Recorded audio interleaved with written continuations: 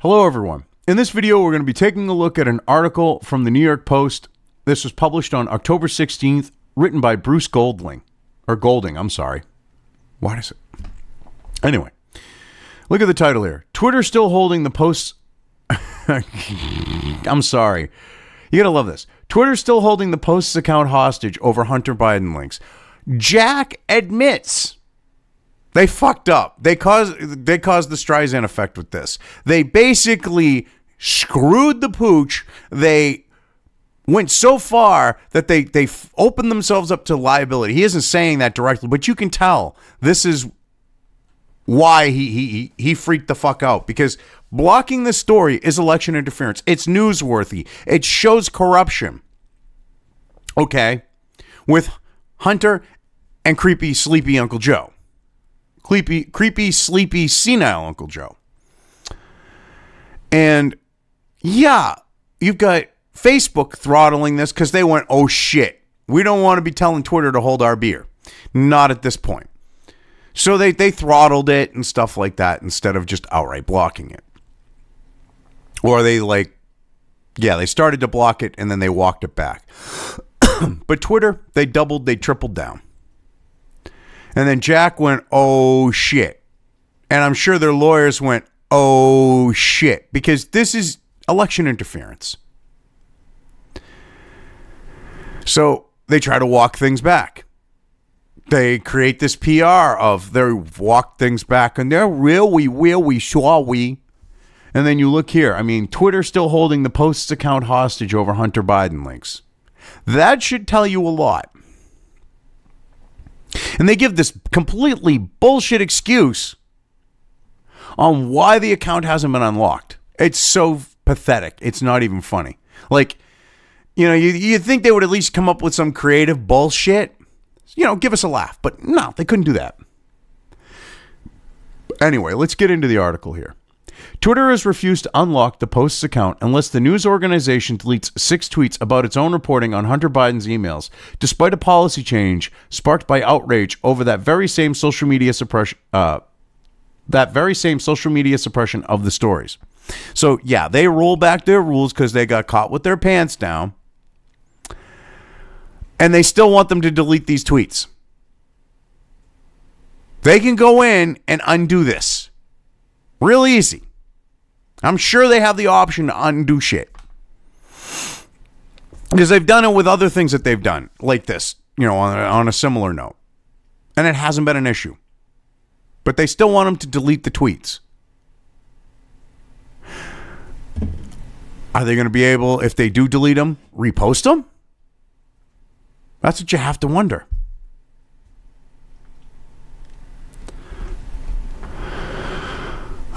Anyway, in a Friday afternoon email, a Twitter representative told the Post, while we've updated the policy, we don't change enforcement retroactively.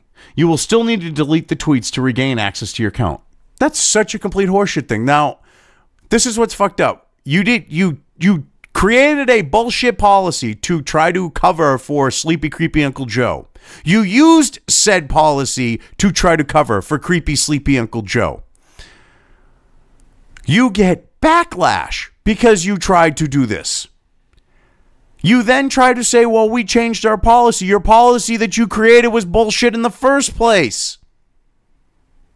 So there's no reason why they should be deleting these friggin' tweets. And you applied it completely in a way that it was never intended by your own writing of it. You claimed this stuff was hacked. Then you claimed, oh, well, it's this, and oh, well, it's that, using the same damn policy. Where it never applied to these things that you were claiming after. People went, but it wasn't hacked. Well, it was this. Well, it was that. And you went through this list, and now you ran out of bullshit excuses. That means you undo this type of stuff. It doesn't mean they still have to delete their shit. You fucked up. You got caught. Now do what's right. They demand that the Post remove links to its own stories. Wait, I'm sorry. They demand The demand that the Post remove links to its own stories came even though a new policy announced Thursday night allows the users to tweet the very same links. Yeah, this is how asinine Twitter is.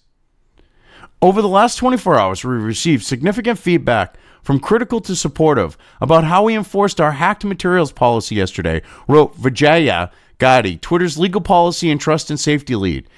That's the bitch I think I said this last week. Yeah, I did. Isn't this the bitch that was fucking Jack's fucking handler on the Joe Rogan podcast because little fucking Tim scared them shitless and she was there to tard wrangle him in?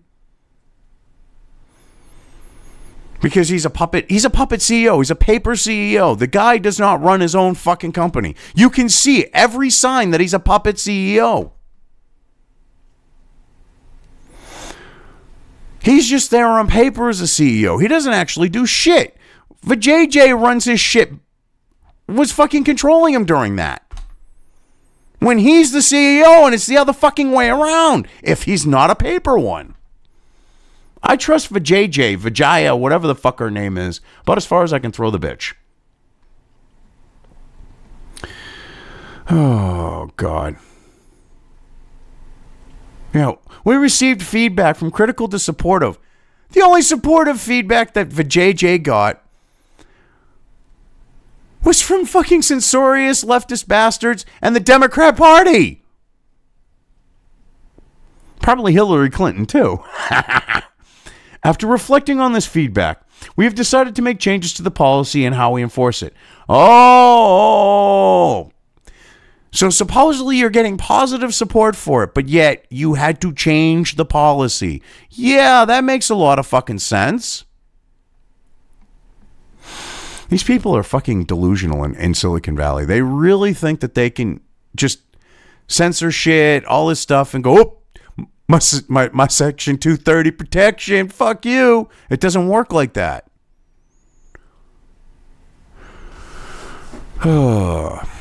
They honestly think that they can interfere in an election and claim Section 230. It doesn't work like that.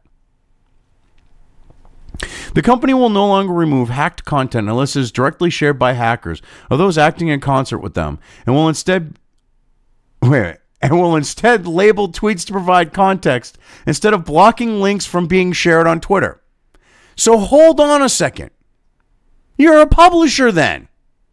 If you're going to add your own fucking context to someone's tweet, like you're talking about here, you are clearly going past the line of publisher, platform, and well into the realm of publisher. When you block the New York Post from posting and everyone posting that link, you go well into the realm of publisher. All of your policies about election interference and bullshit make you a publisher. You are curating content. You are literally trying to get them to delete tweets even though your policy changed. Going, well, we can't retroactively. Your policy was bullshit in the first place. You thought you could get away with using it. It didn't happen. Now undo the shit and release the account. It's real simple. You go into your little user interface you got for that shit. Takes you what, maybe a minute? If that?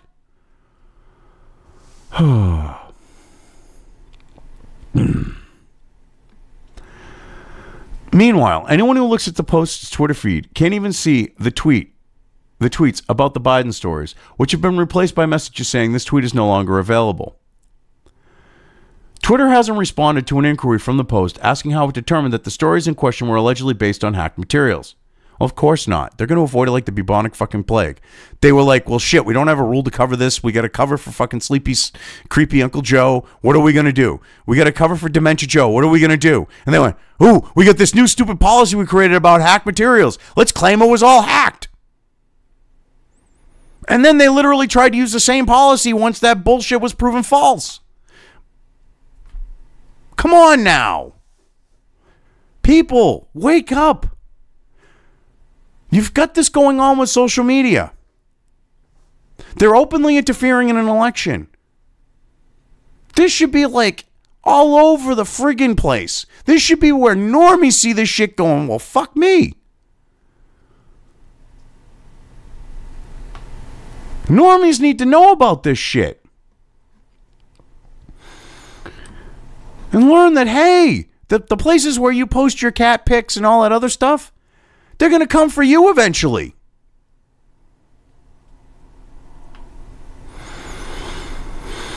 Oh, God. Information in the reports came from data extracted from a MacBook Pro laptop that a Delaware repair shop owner has said was dropped off in April 2019 but never picked up. Yeah, by Hunter Biden, who he identified, and the signature on the repair order is Hunter's. Go figure.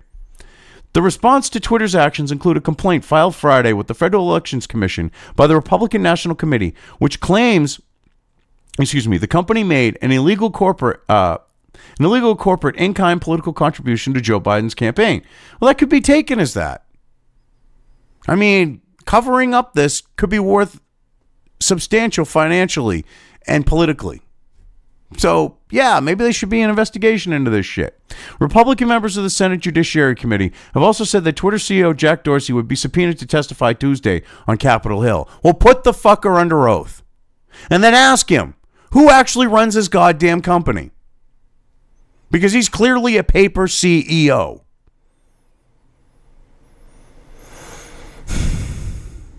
And when the shit hit the fan, they allowed him to tweet. I mean, this is ridiculous.